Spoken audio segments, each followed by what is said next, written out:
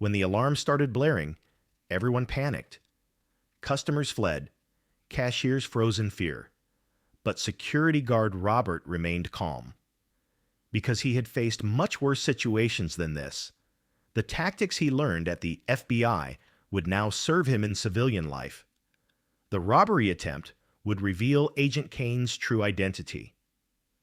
From which city around the world are you watching this video today? If you enjoy stories about hidden heroes and unexpected courage, please consider subscribing to Stories of Honor. Central Market was a medium-sized supermarket in a busy area of Dallas. Hundreds of customers shopped there daily. Cashiers worked at a fast pace, and shelves were constantly restocked. Everyone working at this market knew their routines and quietly performed their daily tasks. Robert Kane, 58 years old, was the market's security guard. Tall and well-built, shoulders straight, gray hair cut short, a man whose face bore the marks of time. He wore a navy blue uniform and carried a radio and small notebook. Customers mostly didn't notice him, and staff only spoke to him when necessary. Robert came to work every morning at 8 a.m. and worked until 6 p.m.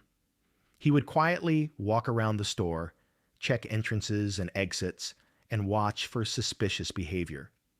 He spoke little, moved calmly, but his eyes were always alert.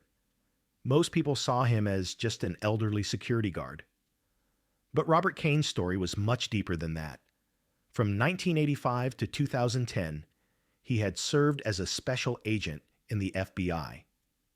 For 25 years, he had fought against crime organizations, drug traffickers, armed robbers, and serial killers. He had worked on organized crime, federal crimes, and terrorism cases. After retirement, staying at home had overwhelmed him. His wife Linda had passed away. His children lived in other cities. He looked for a simple job to feel useful.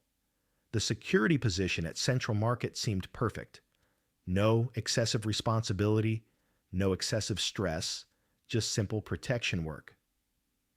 Store manager Terry Williams didn't know about Robert's FBI background when he hired him. He had written "retired police" on the application form. Terry was pleased to find an experienced security guard, but he had no idea what Robert's real capabilities were. From his first day on the job, Robert carefully studied the market. He noted every entrance and exit point, security camera angles, cashier positions, emergency exits. But he didn't tell anyone he was doing this because of FBI training. His daily routine was simple: morning patrol before the store opened, observing customer traffic during the day, recording suspicious behavior, final check at evening closing. Unlike most security guards, Robert walked while constantly scanning his surroundings. This was the situational awareness technique he learned at the FBI. The cashiers were initially distant toward Robert. "They said the new security guard is very serious," they said. "He never smiles." But Robert was simply focused on his job. Because recognizing criminals was the most important skill he learned at the FBI. In the first week, Robert noticed and prevented 3 small theft incidents. He used no force in any of them, just approached the suspects and spoke calmly. "Sir, could you leave the item in your pocket at the cashier?" This gentle but firm approach was enough to solve the problems. Terry Williams was pleased with Robert's performance. "The new security guard is really good," he told assistant manager Sarah. "Very calm but effective." But the staff still couldn't fully understand Robert. He seemed too distant, too serious to them. "It's just security work," they said. "No need to take it so seriously." Robert heard these comments but didn't care. He had learned at the FBI that anything could change at any moment. Even the calmest situation could suddenly become dangerous. That's why it was necessary to always be prepared. In the second week, Robert noticed strange activity in the market. 3 young men were coming on different days to tour the market. They weren't shopping, just walking around. They were checking the locations of security cameras, examining cashier positions. FBI training told Robert This is reconnaissance activity, robbery preparation. But there was no evidence, just observation. If he told the managers, they might call him paranoid. So he decided to quietly monitor. After the third young man's visit, Robert wrote details in his notebook. Times, clothing, behavior patterns, places they looked at. Using surveillance techniques he learned at the FBI, he was trying to solve a possible crime plan. Mike, who worked in the butcher section, saw Robert taking notes. "Robert, what are you always writing?" "Just shift notes," Robert replied. He couldn't tell the truth, because there was nothing definite yet. In the third week, Robert's suspicions increased. The same three men came again, this time doing more detailed examination. They checked the back staff door, the location of the safes, the security system. Robert watched them from a distance but didn't approach. That evening on his way home, Robert called his old FBI colleague Jim. "Jim, there's suspicious activity at my current job. What should I do?" Jim laughed. "Robert, you're retired. You're not a federal agent anymore. Call local police." "But no crime has been committed yet. There's just suspicion." "Then wait, but be careful." Robert's instincts weren't deceiving him. He had worked at the FBI for 25 years, caught hundreds of criminals. He was sure this situation was robbery preparation. But how should he prevent it? Thursday of the fourth week, when Robert came to work, he felt the atmosphere was different. The market looked normal, but Robert's experienced eyes noticed the tension in the air, as if something was about to happen. During lunch break, Robert approached store manager Terry. "Terry, I've seen 3 young men examining the market in recent weeks. They're acting suspiciously." Terry shrugged. "Robert, customers behave in all kinds of ways. Don't worry." "But they're not shopping. They're just walking around. Maybe they're just looking. That's normal." Robert didn't insist further. He didn't want to worry Terry, but he continued making his own preparations. That day during the evening shift, Robert was more careful than usual. The market would close at 9 p.m. The last customers would leave after 8:30 p.m. The most dangerous time was closing time. At 8:45 p.m., Robert saw the last customers leave. Cashiers were doing daily accounts. Cleaning staff was organizing shelves, a normal closing routine. But at 8:50 p.m., Robert's radio rang. "Robert, can you check the back staff door? We're getting an alarm signal." Robert immediately went to the back. The staff door was open, but no one was there. Strange. This door was always kept locked. At that moment, noise came from the front of the market. Robert ran quickly. 3 masked men had entered. One had a gun. The others had clubs. "Everyone get down!" shouted the armed man. "This is a robbery," cashier screamed. A few people who had remained as customers panicked. Cleaning staff froze in fear. But Robert Kane didn't panic. FBI training kicked in. First, he assessed the situation. 3 attackers, 1 with a gun, exit routes blocked, civilians in danger. Robert slowly took out his radio. "Call 911, armed robbery," he said in a low voice. The armed robber pointed to the safe. "Open the safe. Now." Cashier Jenny said her hands were shaking. I can't. We need the manager's password." The robber got angry. "Where's the manager?" Terry was in the back office doing accounts. He had no idea there was a robbery. Robert analyzed the situation. The attackers were inexperienced, nervous. Their plan wasn't complete. This made them more dangerous. "Jenny, stay calm," Robert said in a low voice. "Move slowly." The robber noticed Robert. "Who are you?" "Security," Robert replied calmly. "Drop your radio. Now." Robert slowly lowered the radio, but he moved his hand to the emergency button in his pocket. It was a tactic he learned at the FBI. Calm the attackers, buy time, wait until help arrives. "Okay, let's stay calm," Robert said. "Nobody gets hurt." But the second robber got impatient. Too slow. Open the safe immediately. Robert realized he needed to intervene before the situation became more tense. He began using hostage negotiation techniques he learned at the FBI. "Guys, take what you want and go," he said calmly. "Nobody will stop you." The armed man looked at Robert suspiciously. "You're acting too calm." "Because I don't want to cause problems," Robert replied. "I just want everyone's safety." At that moment, Terry came out of the back office. When he saw the situation, he was shocked. "What's happening?" "Open the safe," the robber shouted. Terry's hands were shaking. He tried to enter the safe's password but made mistakes. Robert seized the opportunity. He had learned in FBI training. When attackers are tense, you need to distract them. "Terry, breathe slowly," Robert said. "Relax." Meanwhile, Robert assessed his position. One of the attackers was by the safe, another at the door, the third in the middle area. With the tactical positioning knowledge he had learned over many years, Robert was calculating the most effective intervention plan.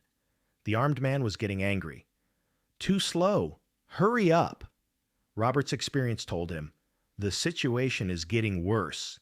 If the attackers lose control, civilians could be harmed. Action would be needed. "Guys," Robert said again in a calm tone, "take the money. Nobody will follow you." But the third robber became suspicious. Why is this security guard so calm? Robert's heart raced, but his face was calm. FBI training had taught him how to behave in such situations. Panicking could be deadly. Terry finally managed to open the safe. "There! It's open!" The armed man approached the safe. He started taking out the money. This was Robert's opportunity. He remembered the disarming techniques he learned at the FBI. But civilians were currently in danger. A wrong move could end in tragedy. At that moment, police sirens came from outside the market. Someone had called 911. The robbers panicked. "Police are coming! Quick!" This moment was critical for Robert. When attackers panicked, they became most dangerous. It was time to act. "Everyone stay calm," Robert said loudly. But at the same time, he positioned himself as in FBI training. As the armed man tried to take the money and leave, he collided with his partner at the door. In this brief confusion, Robert took action. 25 years of FBI experience kicked in. Robert quickly approached the armed man. After a brief struggle, he seized the weapon. The other two attackers were shocked. "Nobody move," Robert said, now holding the gun. "FBI agent Robert Kane." "Everyone get down."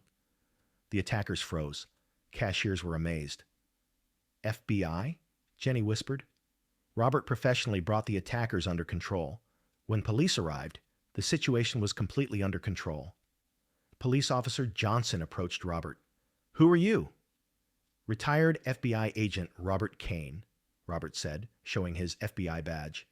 "I stopped this robbery attempt." Johnson was surprised. "FBI? What are you doing here?" "I work as a security guard," Robert replied calmly. Terry Williams couldn't believe it. "Robert, are you FBI?"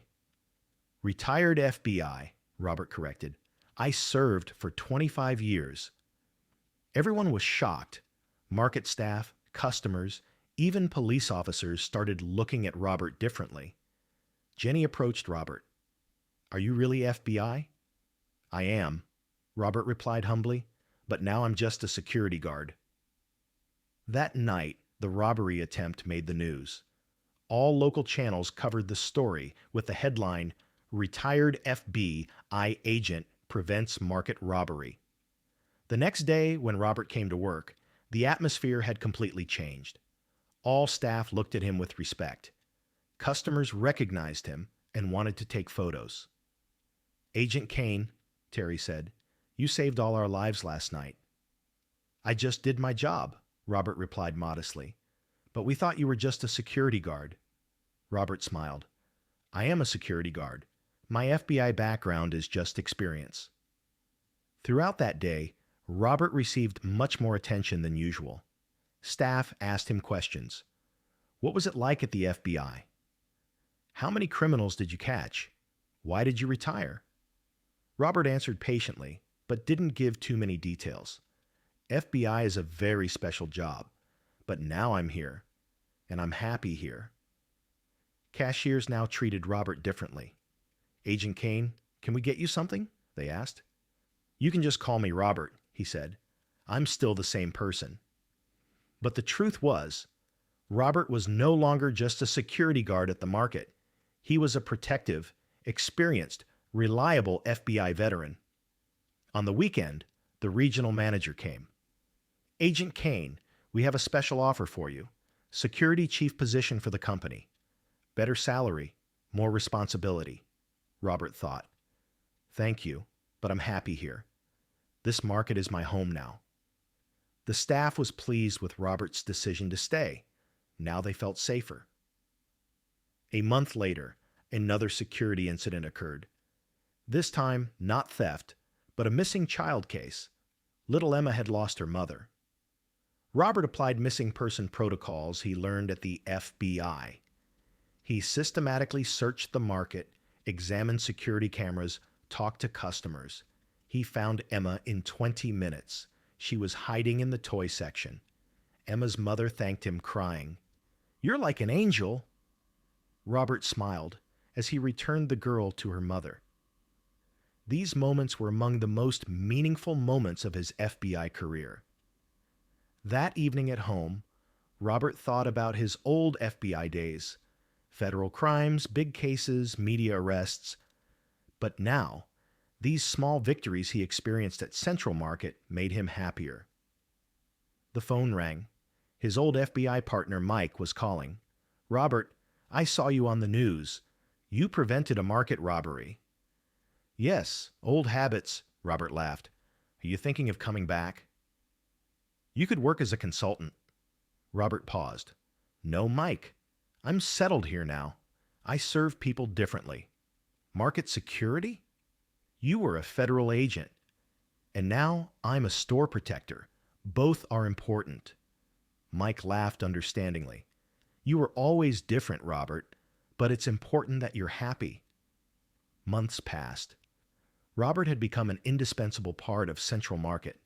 Not just a security guard, but an advisor, problem solver, protective figure. He was training young employees on security matters. How do you recognize suspicious behavior? How do you act in emergencies? He was using FBI knowledge in civilian life. One day, Terry approached Robert. "Robert, I want to ask you something." "Sure." "You worked at the FBI for 25 years. Why are you working here, in simple security work?" Robert thought. "Terry, I fought big criminals at the FBI, but here, I protect people in daily life. This is also an important duty. But you could do much bigger things." "Greatness isn't measured by impact, Terry. When I protect Jenny here, when I find Emma, when I make customers feel safe, this is also valuable." Terry understood. "You're not just doing a job. You're serving." "Exactly." That evening, as Robert was leaving for home, he saw customers leaving the market greeting him respectfully. Cashiers said, "Good evening, Agent Kane." Cleaning staff bowed their heads respectfully. Robert smiled. Even the biggest operations he did at the FBI hadn't given him this feeling, because here he was serving people at the most basic level of society. Sitting at home, he took out his FBI badge. It was the symbol of his 25-year career. But now next to that badge was also his Central Market security card. Two identities, two duties, but the same purpose: protecting people. Robert Kane, retired FBI agent, now also Central Market protector, and he was proud of both, because real heroes aren't always those who wear uniforms. Sometimes they're those who serve quietly in the most ordinary jobs, in the most humble positions. And Robert continued his mission of protecting people in every period of his life. From which city are you watching this video? Write in the comments. And if you think stories like these hidden heroes should continue, don't forget to subscribe to Stories of Honor. Because every silent protector has a story waiting to be told.